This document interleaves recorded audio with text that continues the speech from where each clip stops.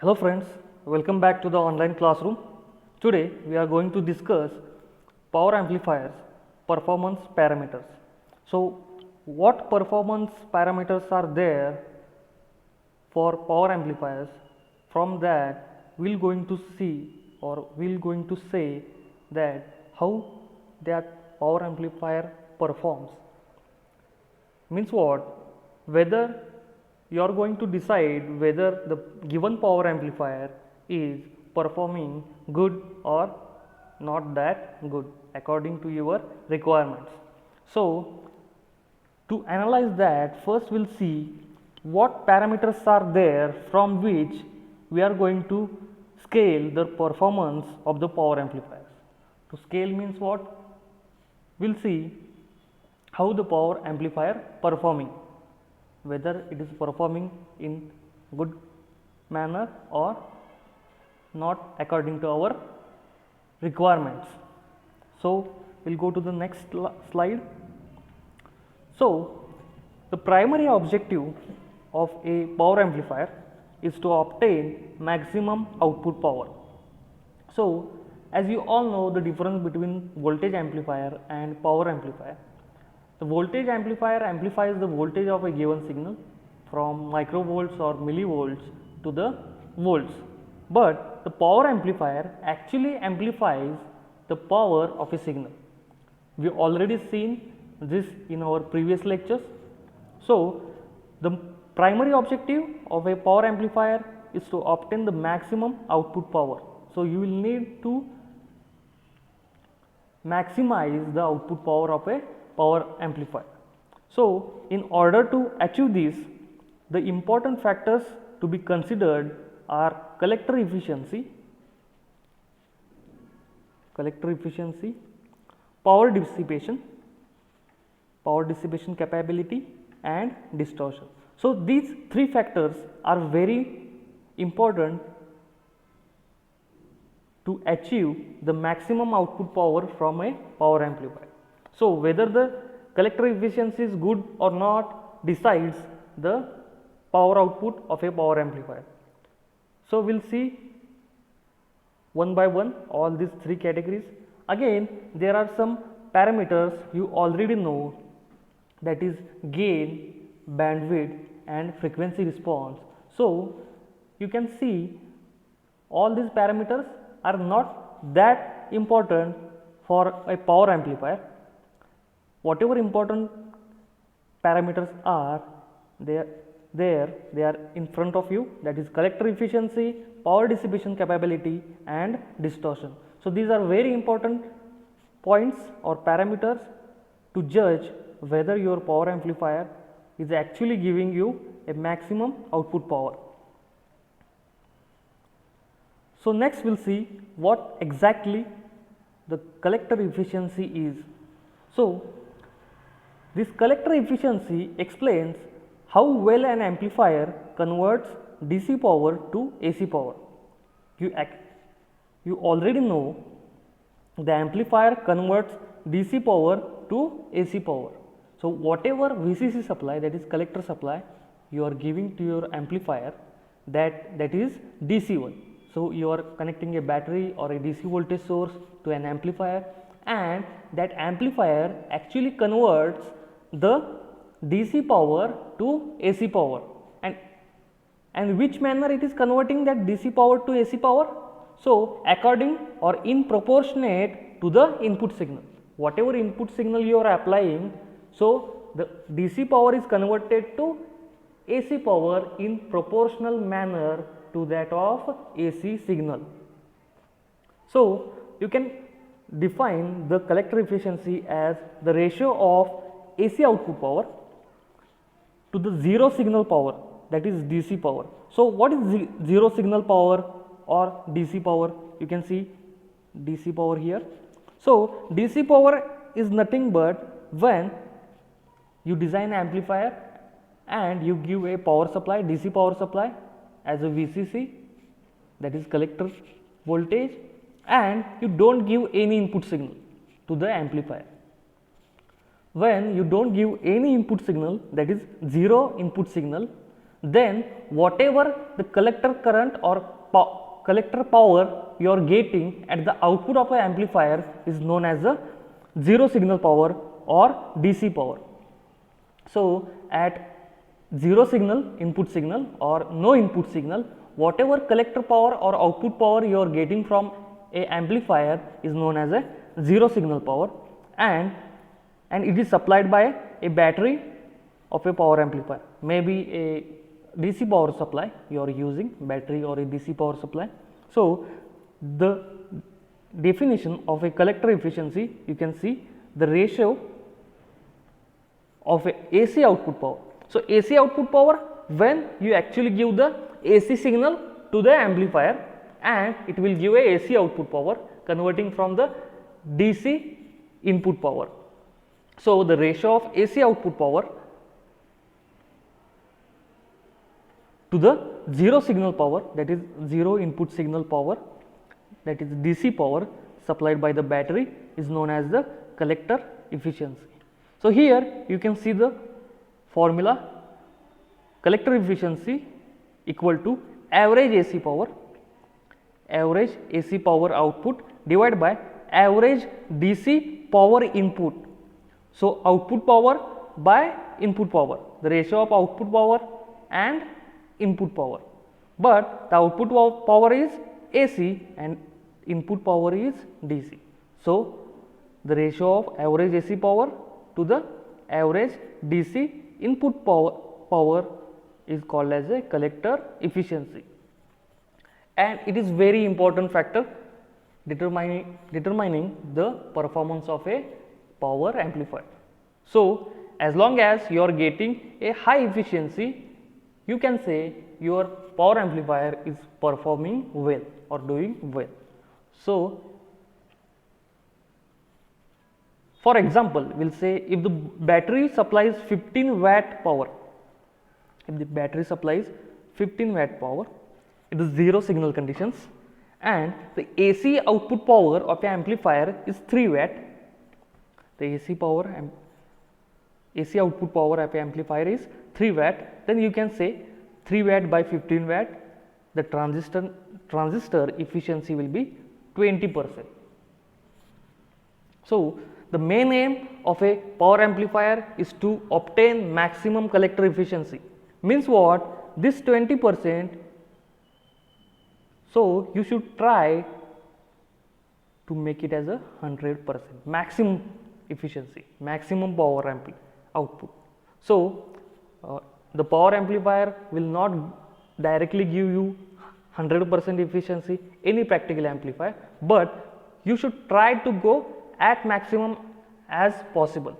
So you can go to the 90% maximum. So there are different classes which gives a different efficiencies. We will see in the subsequent or the next part of the video. So your main to use as a power amplifier is to obtain a maximum collector efficiency. Hence here you can see, hence the higher the value of collector efficiency, the efficient the amplifier will be. Meaning what? You must require the higher value of collector efficiency, not 20%. It will be more than 60, 70, 80%. So this collector efficiency is going to provide you information or the performance parameter of a power amplifier's performance. So higher the efficiency, the more efficient will be the amplifier. So the next category is power dissipation capacity. So any electronic device, or you can say particularly we will take a transistor here. So any electronic device or every transistor gets heated during its operation. So whenever you are using a transistor into your circuit, it will get heated, or any IC or any electronic device, semiconductor device, it will get heated during the operation. So as a power transistor handles large currents, so power transistor handles very large currents. So it gets more heated up. So it is going to heat up more than regular transistors, because the input signal of a power transistor is very large. That is why it will get heated up than regular transistor. So this heat increases the temperature of the transistor. So this heat increases the temperature of the transistor. So this increase in temperature of that transistor can alter the operating point of a transistor. Whatever operating point, that is Q point you have set for your operation. So this increase in temperature can alter that Q point, and that is why you can get the variation in output. So in order to maintain the operating point, see, we have seen in earlier videos also, earlier lectures also that to use a transistor as an amplifier, we must set the operating point, or you can say the operating point should be stabilized. So in order to maintain the operating point stability, the temperature of the transistor has to be kept in permissible limits. So you don't want to increase the temperature of the transistor beyond a certain limit, and then that temperature will damage the transistor. So you have to keep the temperature of the transistor between the permissible limits. So you cannot say that the transistor should not get heated up at all. So the transistor will get heated somewhat. So you have to keep the temperature in between some permissible limits. So for this, what you are going to do, the heat produced has to be dissipated. Dissipated means what? It has to be used in some other form. As you know the law of energies, so you cannot destroy the heat, or you cannot create it, whatever sort of energies. So you have to dissipate that heat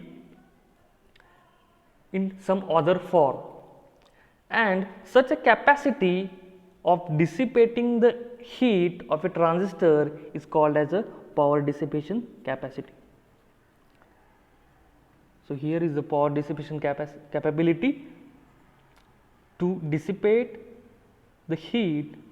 So that capacity means what? How much heat a transistor can dissipate. How much heat a transistor can dissipate. So this capability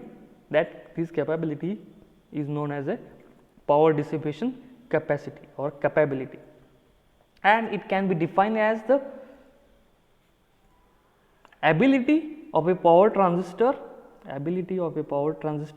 to dissipate the heat developed into it. So the metal cases called as a heat sinks are used in order to dissipate the heat produced in power transistor. So metal cases, you can say the case outside of the transistor or a metal plates can be used to distribute. You can say dissipate, meaning what? You can distribute the heat produced in the power transistor with the help of heat sink. Because why? By using heat sink, the area, see, the power transistor, although the power transistors are more bulky than regular transistor, but they cannot dissipate the heat with their natural size of the transistor. So you need to add some metal cases or metal plates to that transistor, so that will provide the more area. So as you add or use the metal cases, or you can say heat sinks, it will provide the more area to dissipate heat from that. So heat sinks are used to improve the power or heat dissipation. And the last part is that the distortion. So, distortion you can say any change in the output waveform or the change in shape of the output waveform. So, whatever shape you required at the output of a amplifier, so that amplifier should not change the shape of a waveform.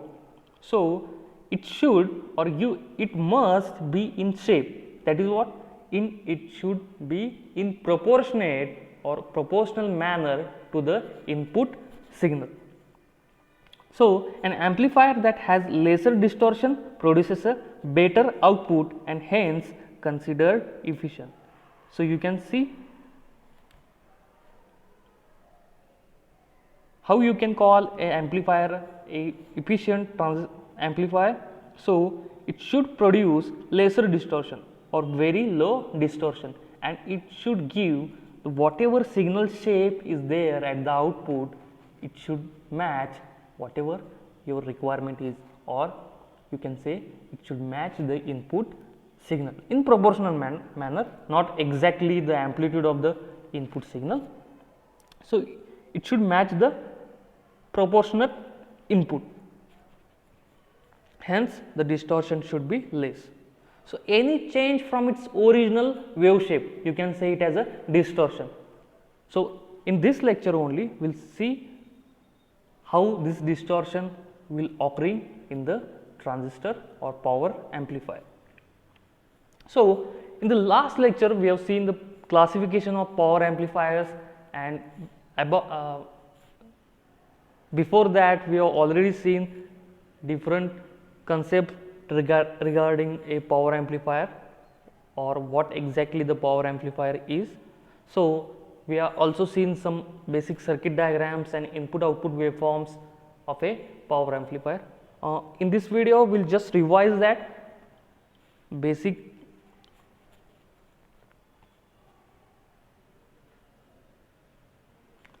circuit diagram. So, this is a class A power amplifier, and now we will calculate or we will derive the what exactly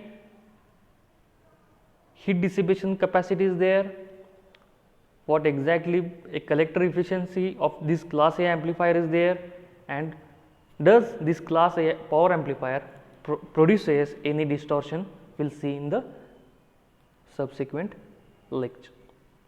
So, first we will calculate or we will derive a collector efficiency for all the classes we have studied.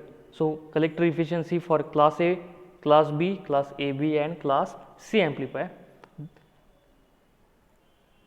Then we will accordingly see whatever input output waveforms are there for different classes. So, here you can see the class A power amplifier. So, it is a single stage power amplifier. You can see the conduction angle here we have already seen is 360 degrees.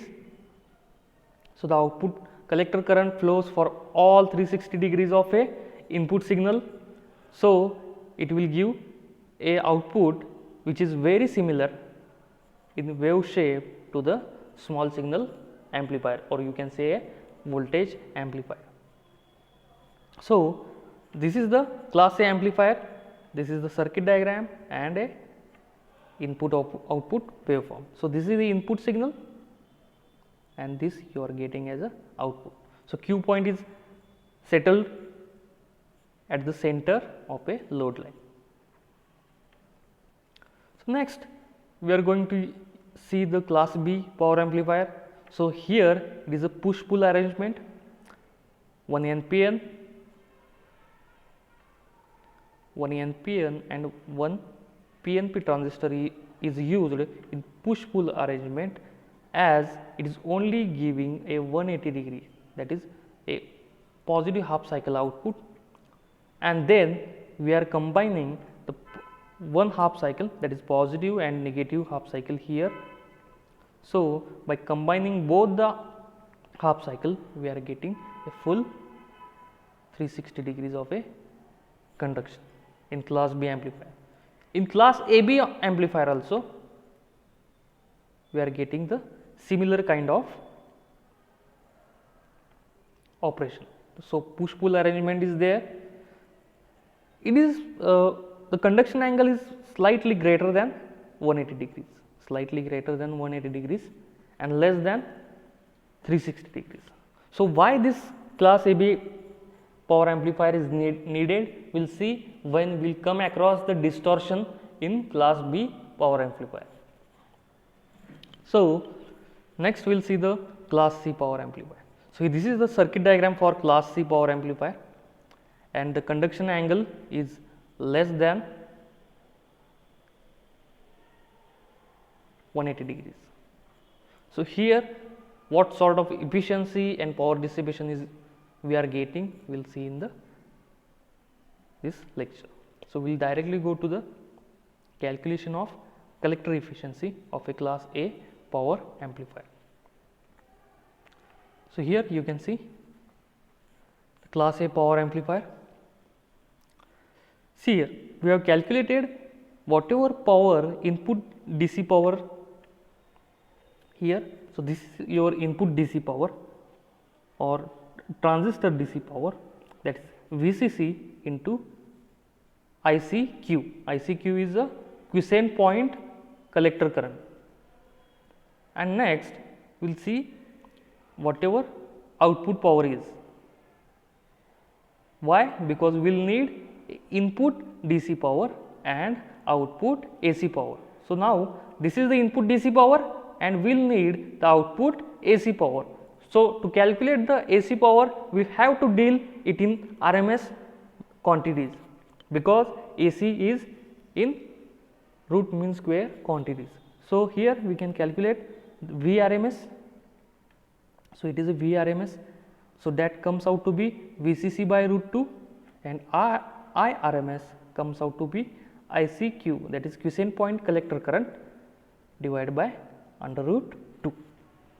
So we get Vrms and IRMS, and now we will calculate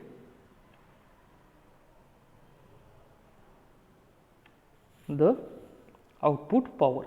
So output power, that is AC output power, is nothing but the product of Vrms into IRMS, that is V into I. Power is nothing but V into I. So this comes out to be VCC into ICQ divided by 2. Now we will calculate the collector efficiency from this formula. So when you put the equations for DC input power and AC output power, so you get this equation. So this is nothing but the power equations for class A power amplifier.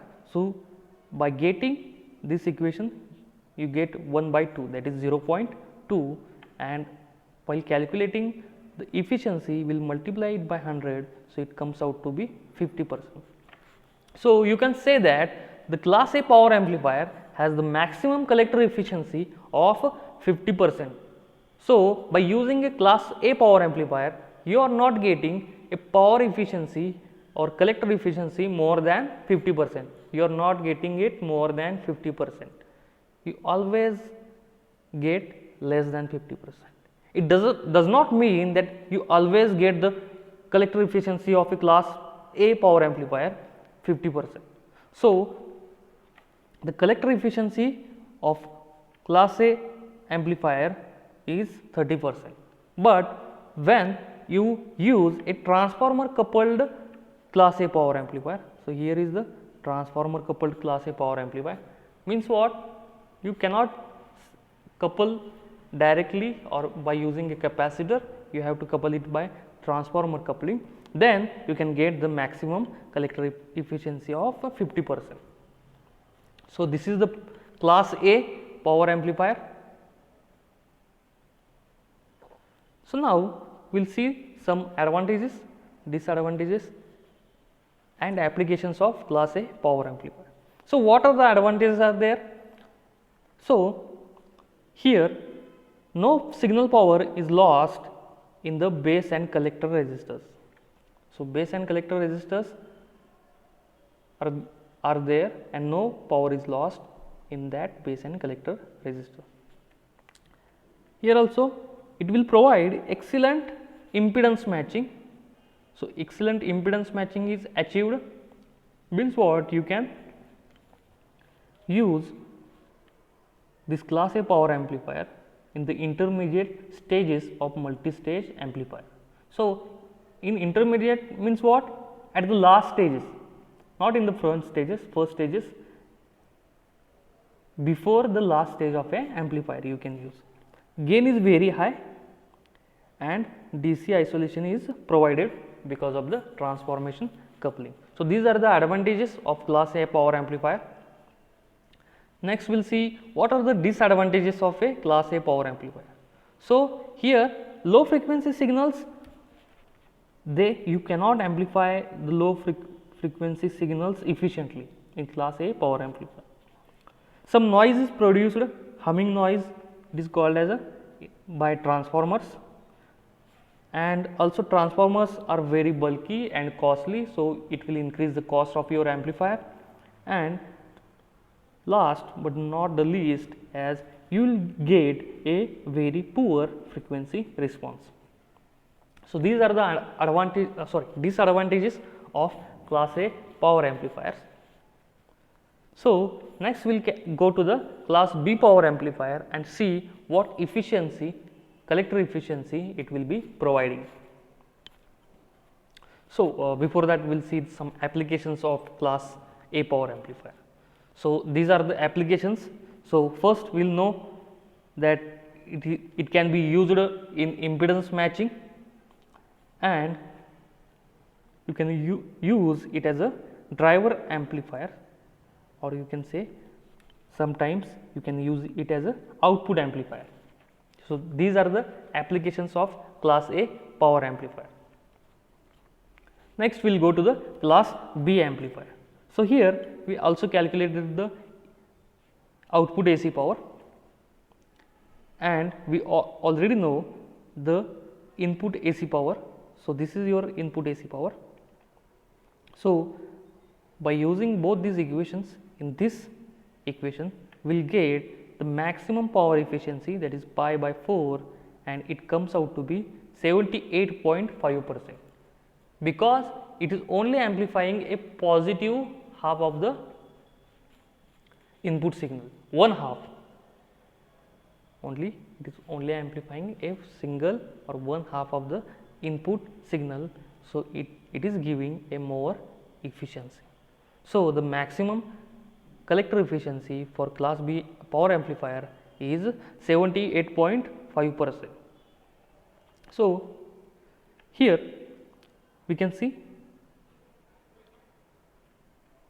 class B push pull. We have already seen the push pull arrangement for class B, and so this push pull arrangement improves the efficiency of a class B power amplifier than that of class A push pull class A amplifier.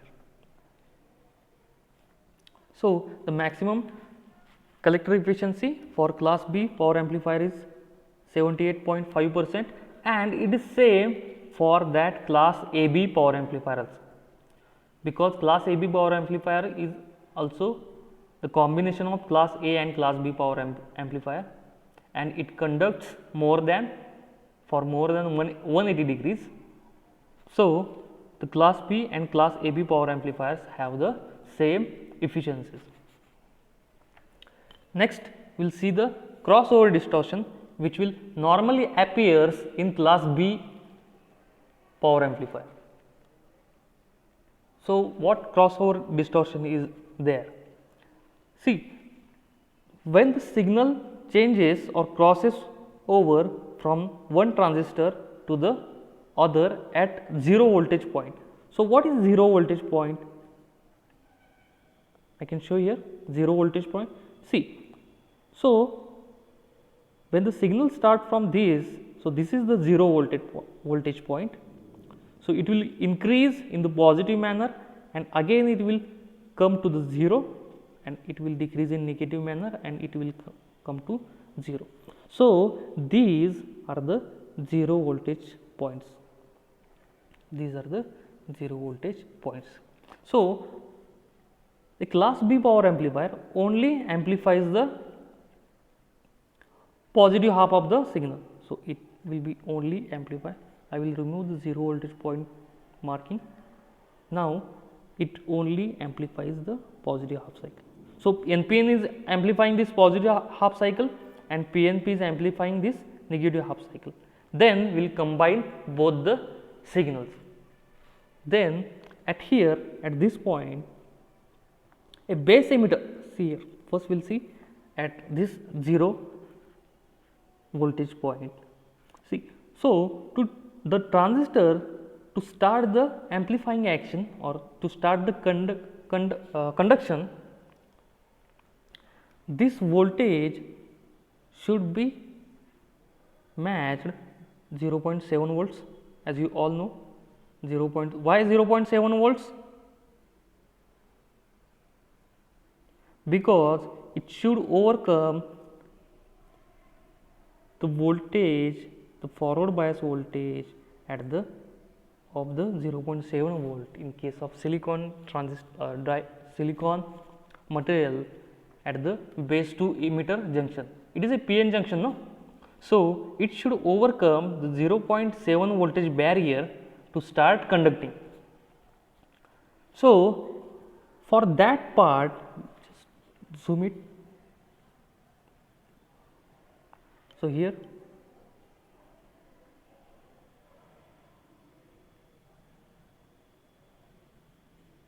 we will draw.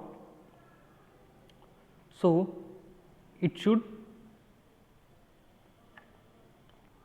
start conducting from this point, but it is not start conducting from this point, as it should overcome the 0.7 volts voltage barrier of the base to emitter junction, and that is why the transistor is not starting to conduct from this point.